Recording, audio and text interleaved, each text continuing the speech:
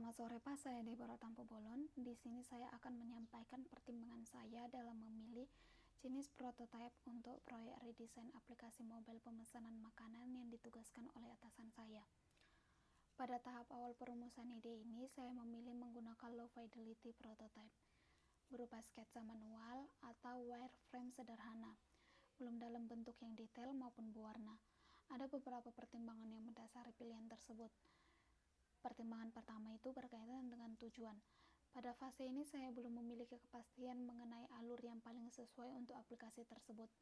Apakah pengguna sebaiknya diarahkan langsung ke rekomendasi menu atau justru diarahkan untuk mencari restoran terlebih dahulu.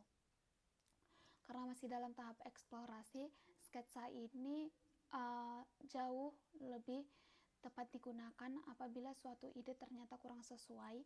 Perubahan dapat dilakukan tanpa kerugian dari segi waktu maupun tenaga. Berbeda halnya apabila desain yang detail sudah dibuat sejak awal, kemudian harus dirombak secara menyeluruh. Hal tersebut akan mengurangi efisiensi proses kerja. Pertimbangan kedua itu berkaitan dengan ketersediaan sumber daya. Pembuatan prototipe high fidelity membutuhkan waktu yang tidak sedikit, terutama jika sudah mencakup elemen visual, animasi maupun interaksi mikro.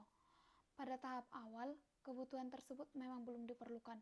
Sebagaimana disampaikan oleh Nielsen Norman Group, paper prototyping merupakan salah satu teknik yang paling efisien dari segi waktu dan biaya dalam proses desain, sehingga permasalahan usability dapat teridentifikasi lebih awal sebelum sumber daya dialokasikan untuk implementasi yang belum tentu berhasil.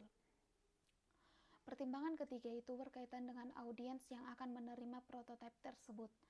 Pada tahap awal, prototipe umumnya ditujukan kepada tim internal atau atasan langsung untuk keperluan diskusi konsep. Oleh karena itu, wireframe sederhana sudah memadai untuk kebutuhan tersebut.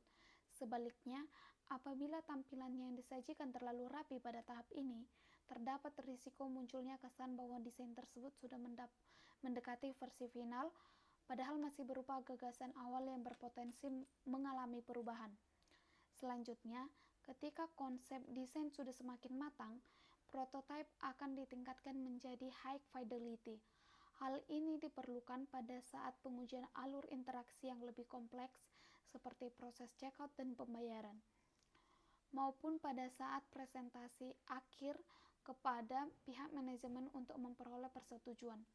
Dengan demikian, dapat disimpulkan bahwa untuk tahap awal perumusan ide dalam proyek redesain aplikasi pemesanan makanan ini, low fidelity prototype merupakan pilihan yang paling sesuai, mengingat efisiensi waktu, efisiensi biaya, serta kebutuhan pada tahap tersebut. Demikian penjelasan yang dapat saya sampaikan. Terima kasih.